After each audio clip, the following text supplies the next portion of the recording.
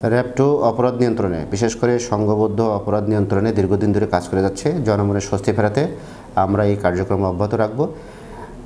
এরই ধারাবাহিকতায় গতকাল আমরা একটা সংবাদ প্রাপ্ত হই যে সংঘবদ্ধ অপরাধ চক্র তারা চোরাই অটোরিকশা বিক্রয়ের জন্য একটা জায়গায়, গোপন একটা জায়গায় অবস্থান করতেছে। আমরা সংবাদ প্রাপ্তির পরপরই দ্রুত অভিযান পরিচালনা করি এবং তাৎক্ষণিক অভিযান চালিয়ে আমরা 3 জনকে অ্যারেস্ট করতে সক্ষম হই এবং তারা প্রাথমিকভাবে আমাদের এই ঘটনা বা এই চুরি সংক্রান্তে তাদের অপরাধ স্বীকার করে তাদের পিসিবার যাচাই করা হয়েছে। এই ঘটনা অহরহ ঘটছে। সমস্যা একটা যে অটোরিকশাগুলো রেজিস্ট্রেশন না থাকায় আইনগত সুবিধা পাচ্ছে না।